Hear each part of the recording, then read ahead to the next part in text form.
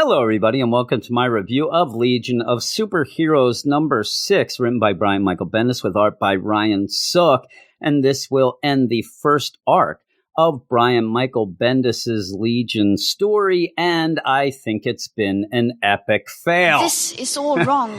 Mainly because I'm coming into this as not a Legion fan and wanting to get on board by having my favorite Legionnaire, getting on board with a story that's gripping me, on board by all of the great characters that are being explored and shown and things like that. And through this mess of the first 6 issues, Brian Michael Bendis hasn't done that. I can't think that anybody would sit here. And if you are a Legion of Superheroes fan, I'm not talking about your all-time favorite character. I want to know somebody who is reading this and because of what they've gotten in this has said, oh my God, I'm a Matter Eater Lad fan. Oh my God, I'm a Saturn Girl guy. And yeah, these are great characters, but they've done nothing in this series. And you end up having a point of view of a aged up John Kent Superboy. How dare you? Which is nonsense. But having that, you would think, okay, we're going to learn about these things. John doesn't know about them, so he'll learn about them so that we can learn about them and then have some fun. This book has been a convoluted mess. It hasn't been fun, at least for me. The art's been great. Ryan Sook's art's great, but you went through issue after issue of John. Hey, you should go to see that orientation, find out what's going on. Yeah, I should. Oh, no, I got called away. We never get to anything that feels like I'm learning or loving the Legion. It feels like I always do reading a Legion book, but this even more so. I feel like I'm overwhelmed. I feel like I'm just getting, I'm there like Axl Rose in the Welcome to the Jungle video where they have my eyes open with toothpicks and I'm there at the video screen shaking in a straitjacket. And that's the thing. Nobody wants to be Axl Rose, especially now. Dreams. What are you doing to me? So you end up having this issue with the cover. This is why I haven't gone into it yet. The cover then says, hey, we don't know all the Legionnaires yet. But hey, we'll introduce 3 more. And as 4, but Superboy, obviously, we know. And all this does is reek to me of Brian Michael Bendis wanting sales to increase, not by making a great book, but by making it collectible. How dare you? You are pretty much showing and calling out to speculators, hey, you better buy this because Monster Boy, Gold Lantern, this new Dr. Fate may become big and you're going to want to get in on the deal. Chicanerous. And with that, this is why I got mad at Naomi, a book that a lot of people loved. I love the character, but the actual 6 issues ended up becoming more about collectability than story, and we ended up 6 issues of Naomi, not even really knowing her full power set, anything about her, just little dribs and drabs that could be called collectible for her to go in Brian Michael Bendis's books to, hey, what's your powers? I don't know. Hey, what's going on there, Naomi? I just had my powers for 2 days. That's all we get. And this is, you have a team, a book that we don't know all the team, and then you're adding your own guys and nonsense. And wait till we get to what we get from some of these. The nonsense is bigger. Well, Earth is under attack is how we start. Everybody is evacuating. Evacuate Earth immediately. That seems like it's not as, easy to do, and it just says, there'll be Legionnaires. They're going to, show you where to go, this and that. Well, you are on Earth. You're on Earth with the Legion of Superheroes. This is the 31st century. You end up having Monster Boy. There he is. He's origin there. First appearance where he turns into monsters. Probably one of the worst powers ever because he explains that after he says, I'll help everybody, and they're, get away from you monstrosity. He says, I don't get to pick which monster form I transform into times in times of emergency. And isn't that the times you want to have a power that you can kind of handle? But the idea that the Legionnaires, the people of Earth, are freaking out. Oh my God, this monstrosity. Well, you're being attacked. Earth is being evacuated. I think you have bigger fish to fry than Mars Attacks version here of Monster Boy. But he says, oh, well, you Earth people, when are you going to learn to get over your prejudices? This is surface level social commentary to the extreme. We're in the 31st century. You are on a team that most of them look like monstrosities. You're the one that they're picking out? Seriously? I mean, half of the Legion are they're all from all over, aliens, this and that. But this is the thing that people are freaking out, only to have Brian Michael Bendis, see how that works out for you with the Earth being prejudiced? Please, just stop it. Tell a story. But yeah, that's their Monster Boy. You get them one other panel, but still, then there you go, folks, Monster Boy. So you end up, though, that Earth is under attack by the Haraz, and in particular, the General Tortor, it seems. And they are coming back to take it out on Earth with Aquaman's trident, which they are going to turn on Earth. At least that's what they think. That's what Dawnstar thinks. And Dawnstar thinks what I think as well. I like the ship of the Haraz. It kind of has a Black Manta type of feel to it. So they're going to attack. But this is the dialogue that you're going to get. I'm Dawnstar. I think they want to use the trident on us. This is Wildfire. The Haraz can kiss my anti-energy. All right, thank you. Thank you for telling us that. Then you go to Superboy and Saturn Girl, who are excited. Hey, looks like this is a job for Superboy in the classic deal. And Saturn Girl. Okay, that's enough. That's cool. That's a shout out. In that we're here and we got this. All right, you explained your joke like a jerk. Well, the battle goes on, and it's a space battle. It looks great. It's epic. You have a lot of lasers, pew, pew, all around, all these Legionnaires that we don't know. And that's my problem, is they're just yelling out things as they're attacking, flying, fighting. And the dialogue never does feel different between each individual member. So when you are hit with this avalanche of dialogue, first off, it takes away from some of the art because you're concentrating on all the word bubbles. This page isn't as bad, but the non-unique dialogue, it just gets me. They don't talk. Everybody talks the same. They all talk like Bendis in every other book of every other character he does. So you're not getting a feel of, man, I like that character. He's funny. Or I like her. She's always super serious. It's always this back and forth sing-song Gilmore Girls like dialogue. And it just goes on forever. Hey, we need reinforcements. Reinforcements are here. John Kent, Dawnstar, follow me. And then, hey, hold still, Wildfire. And in this, you end up having Mon-El end up getting shot, and he's passed out. They have to get him out of the fight until he can just go back into the fight, because that's where Saturn Girl shows up. Says, hold still, Wildfire. You know, she's coming to try to help out. He says, oh, am I flying erratically in the midair battle? That's just, why? What is that? What is that doing there? Why am I no. I can awaken him with my psychic powers if you hold.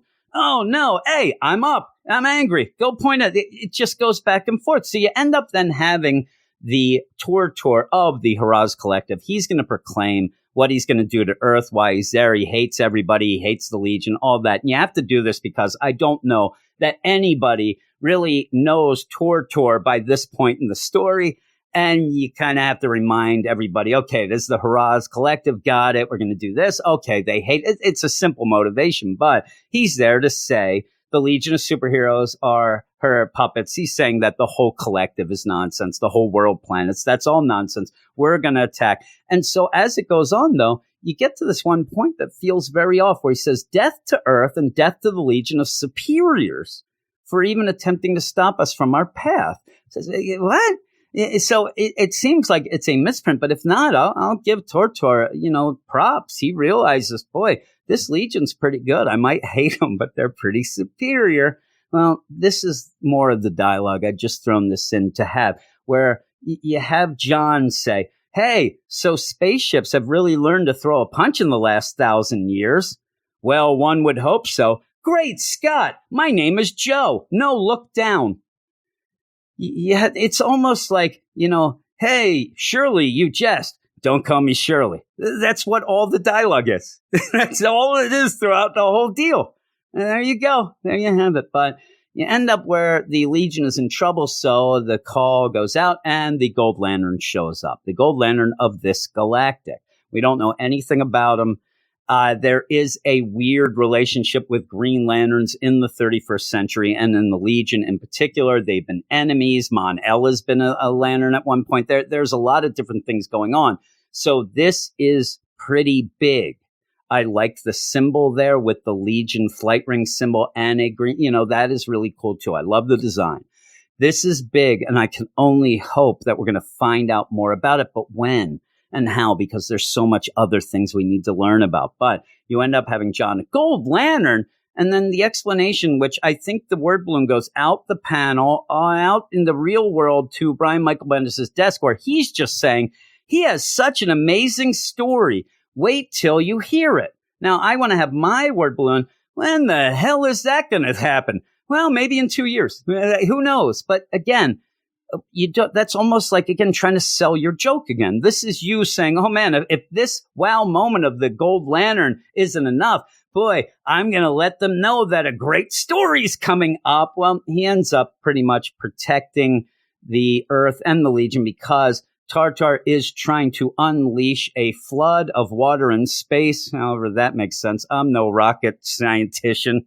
I don't know, but you end up having that. He does save the deal, but you end up with the battle going back and forth. This panel I have here because here is the first appearance of the Legionnaire, Dr. Fate. Where?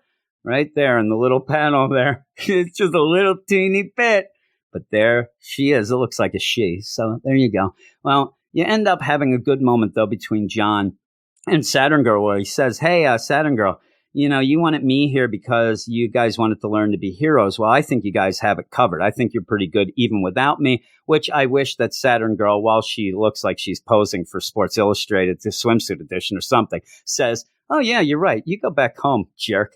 Hey, I know that you're supposed to be older, but really you were just like 11 or 12 and you aged in a volcano for years.